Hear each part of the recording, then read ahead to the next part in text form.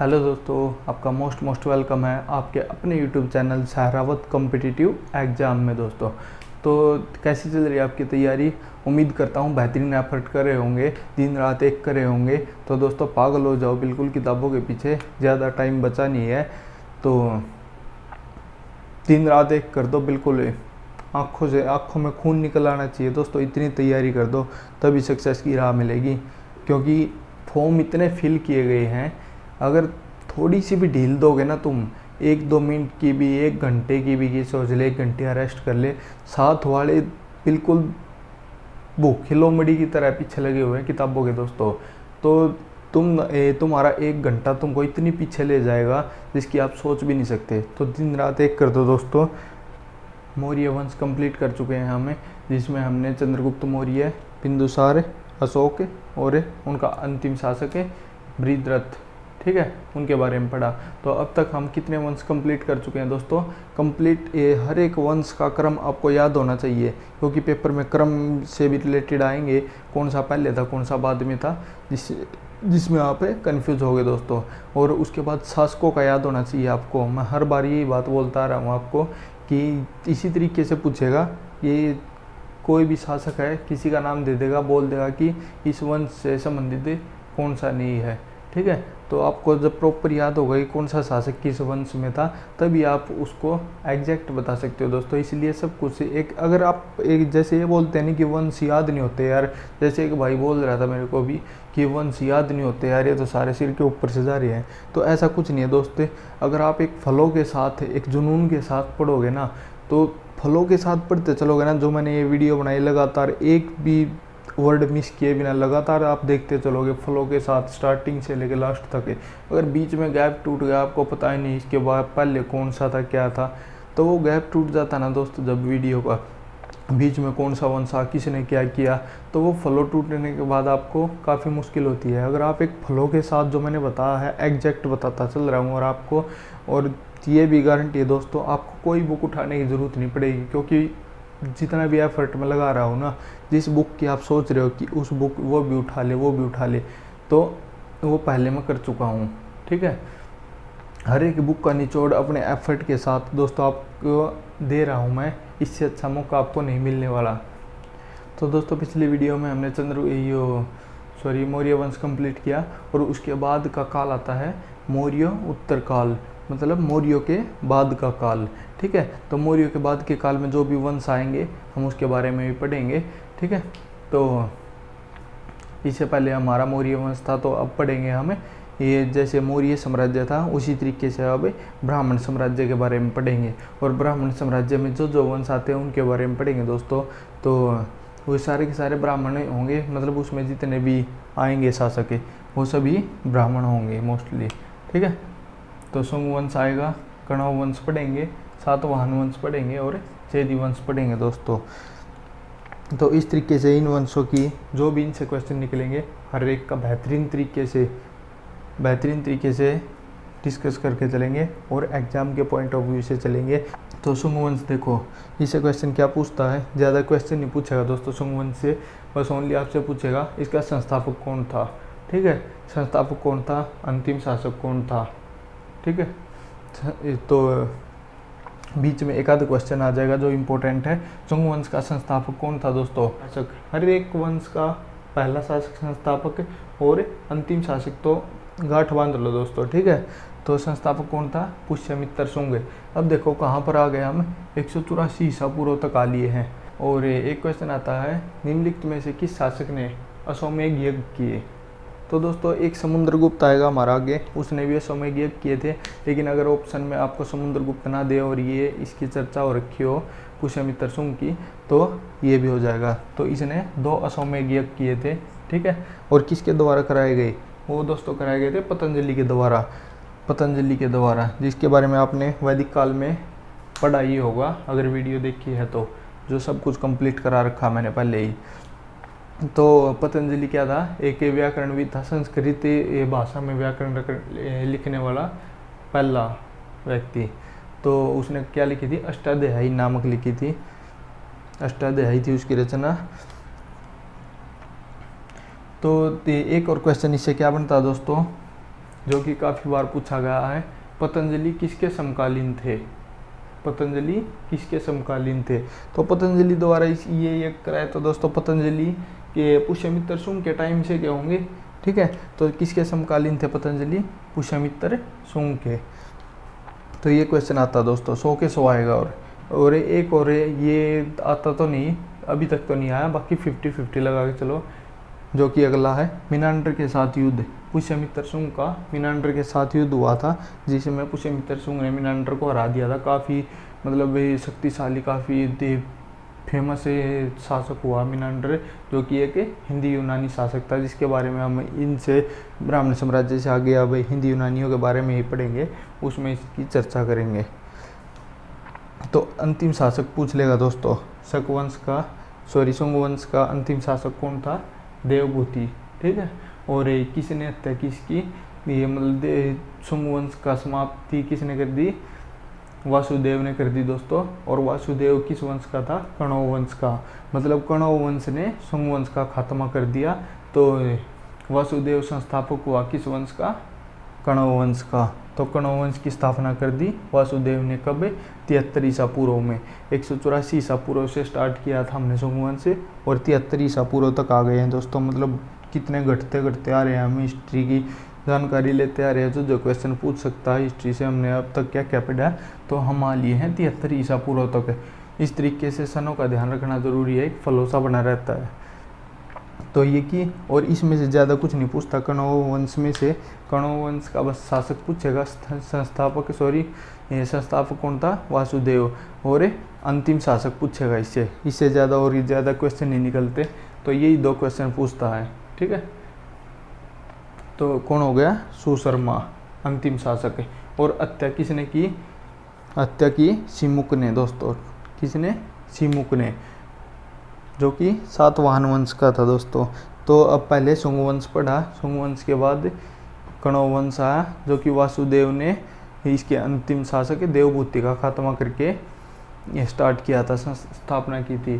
तो ये भी किसी ने ख़त्म कर दिया, सुशर्मा को सिमुक ने, ठीक है। दोनों सह से बन रहे हैं, और सह वाले ने ही सातवाहन वंश की स्थापना करी, ठीक है। सिमुक ने सातवाहन वंश की स्थापना कर दी 60 ईसा पूर्व।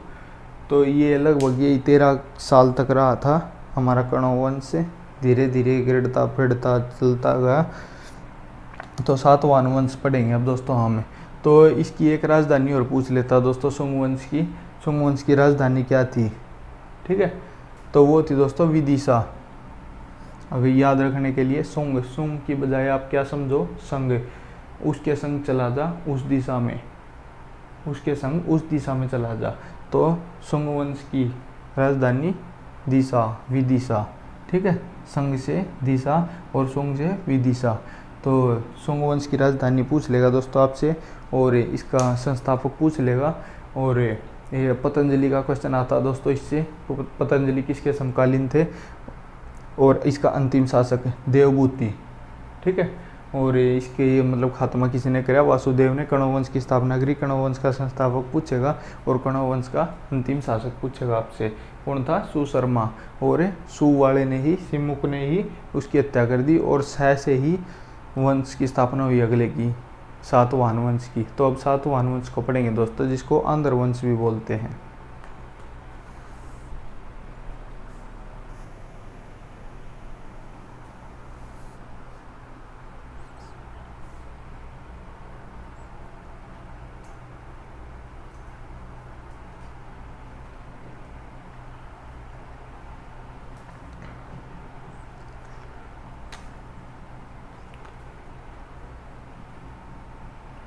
तो दोस्तों बात करते हैं सातवाहन वंश की, ठीक है। सातवाहन वंश से जो क्वेश्चन पूछेगा उसके बारे में कंप्लीट डिटेल के साथ पढ़ेंगे। इससे कई क्वेश्चन बन जाते हैं उनकी अपेक्षा जो हमने पहले पढ़े, ठीक है। जो ब्राह्मण साम्राज्य में जो इससे पहले वंश पढ़े हैं उनकी अपेक्षा कण्व वंश और जो दूसरा था उनकी अपेक्षा इसमें काफ़ी अच्छे क्वेश्चन पूछ लेता है, जो कि कई इंपॉर्टेंट है। एक तो संस्थापक हो गया, संस्थापक पूछ लेगा दोस्तों, सातवाहन वंश का संस्थापक कौन था? सिमुक, ठीक है। तो सह से ही सातवाहन, सह से ही सॉरी ये गलत लिख दिया, सातवाहन वंश, शिशु शर्मा तो दोस्तों उसका अंतिम शासक था, ठीक है। और सातवाहन वंश का कौन हो गया, शिवमुख। अभी से आगे क्वेश्चन पूछता है दोस्तों इसकी राजधानी से, ठीक है। राजधानी जैसा सुंग वंश में पढ़ा, सुंग वंश की संग से दिशा, उसके संग जा उस दिशा में, सुंग वंश की राजधानी विदिशा, वो राजधानी पूछेगा दोस्तों। और पहला और आखिरी शासक पूछेगा, तो पहला तो कौन होगा इसका, शिवमुख, तो इसकी राजधानी क्या होगी, प्रतिष्ठान। सात याद रखने के लिए थोड़ा, सातवाहन है भाई हमारे पास, एक मतलब प्रतिष्ठान सी दिखा रहा है, मतलब अपने आप में एक दिखा रहा है टोरा सा, ठीक है, बोल देते हैं जैसे, तो सातवाहन है मेरे पास, तो ये अपने आप में प्रतिष्ठा समझ रहा है इस बात की। तो ये राजधानी क्या होगी, प्रतिष्ठान। प्रतिष्ठान दोस्तों कहाँ पर पड़ता है, आज के समय में औरंगाबाद में, जो कि महाराष्ट्र में पड़ता है, गोदावरी नदी के किनारे इसकी राजधानी सातवाहन वंश की, ठीक है। तो इसमें जो जो शासक हुए, एक बार जो मेन शासक लिए हैं मैंने, जो सतकर्णी थे, सतकर्णी और गौतमी पुत्र सतकर्णी, दोनों अलग अलग नाम है दोस्तों, सतकर्णी और एक गौतमी पुत्र सतकर्णी। सतकर्णी ने क्या किया दोस्तों, 2 अश्वमेध यज्ञ किए थे और एक राजसूय यज्ञ किया था, तो इसको याद रख लेना, बाकी 50-50 चांस आने के, ठीक है। तो ये क्वेश्चन आता है यहाँ से दोस्तों, जो काफ़ी इस वंश का महान शासक हुआ, सातवाहन वंश का, गौतमी पुत्र सतकर्णी। डायरेक्ट क्वेश्चन पूछेगा दोस्तों ये कि निम्नलिखित में से ये सातवाहन वंश का कौन सा एक महान शासक था, तो वो था दोस्तों गौतमी पुत्र सतकर्णी। और इससे क्या क्वेश्चन आता है, वेरी वेरी इंपॉर्टेंट है, कि जो वर्ण व्यवस्था का रक्षक किसे कहा गया है, वर्ण व्यवस्था का रक्षक किसे कहा गया है, तो ये वर्ण व्यवस्था का रक्षक हो गया दोस्तों हमारा गौतमी पुत्र सतकर्णी, सातवाहन वंश का। इसको याद रख लेना। वर्ण व्यवस्था मैंने वैदिक सभ्यता में भी बताई थी, तो आप वो वीडियो पिछली स्किप मत करना प्लीज़, ये 1 भी मिनट की स्किप मत करना, क्योंकि इस फ्लो के साथ मैंने पूरा का पूरा सिलेबस कराऊंगा। तो अगर बीच में फ्लो टूट गया ना, तो एक के साथ दूसरे का जो कनेक्शन होता है वो टूट जाता है, और फिर याद करने में वहीं से प्रॉब्लम आनी शुरू होती है। तो एक फ्लो के साथ लगातार पढ़ते जाना, गारंटी देता हूँ दूसरी बुक उठाने की ज़रूरत नहीं पड़ेगी आपको, क्योंकि मैंने फुल एफर्ट के साथ पहले ही ये जो बुक्स आप उठाना चाहते हो सभी बुक्स का निचोड़ जो भी हो सकता है एक ही जगह पे इकट्ठा करके आपके सामने दे रहा हूँ, ताकि आपको आसानी हो तैयारी करने में, ठीक है। आप अपनी सक्सेस की तरफ लगातार बढ़ते जाएं, ज़्यादा टाइम वेस्ट ना करते हुए, क्योंकि समय कम बचा दोस्तों। तो गौतमी पुत्र सतकर्णी को ही वर्ण व्यवस्था का संरक्षक कहा गया है। तो डायरेक्ट क्वेश्चन आता है दोस्तों इसे, वर्ण व्यवस्था का मतलब होता है जैसे हिंदू समाज है, हिंदू शास्त्रों में जैसे 4 वर्णों में बटा हुआ है, कौन से हो गए, एक तो ब्राह्मण हो गए, स्त्रिय हो गए, शूद्र हो गए, ये और चौथा वैश्य हो गए, ठीक है। तो इस तरीके से 4 में बटा हुआ है, 4 वर्णों में। लेकिन बौद्ध धर्म की बात करें तो बौद्ध धर्म के अनुसार 6 वर्णों में बटा हुआ है समाज। तो ये याद रखना किसके अनुसार कितने वर्णों में बटा हुआ है। वर्णों का मतलब है अलग अलग बांट दिए, जैसे जाति टाइप में है, और ब्राह्मणों का काम अलग हो गया, भाई तुम्हारा काम अलग हो गया। फिर अब तो बुरा काम हो रखा है वर्ण व्यवस्था का, जाति के आधार पर, रंग के आधार पर पता नहीं कितने भेदभाव हो रखे हैं।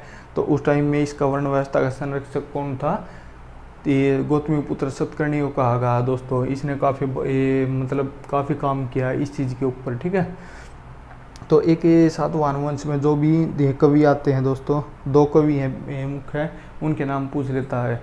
ये कवि हाल या दूसरा क्या हो गया गुणाढ्य। तो हाल और गुणाढ्य किस वंश से संबंधित हैं, इनका संबंध किस वंश से है, और याद रखना क्या है ये कवि। तो इनकी पुस्तक थी एक की गाथा सप्तशती। गाथा सप्तशती नामक रचना किसकी है, हाल की, जो कि सातवाहन वंश का एक प्रसिद्ध कवि था। और एक वृत्त कथा भी, ये इनकी बुक याद रखना दोस्तों, और इनके नाम याद रखना, जो कि क्योंकि आगे चलकर कवियों से भी क्वेश्चन पूछता है इसका संबंध किस वंश से है, ठीक है।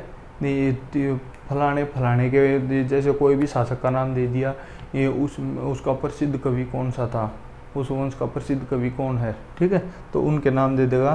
तो इसलिए कवियों के भी नाम याद रखो, सारे के सारे जो सदस्य आ रहे हैं उस वंश में सबके नाम याद रखते चलो, बस नाम याद रखने हैं। हिस्ट्री में एक फ्लो के साथ चलोगे तो लगातार आपको नाम याद रखने में भी ज़्यादा परेशानी नहीं होगी दोस्तों।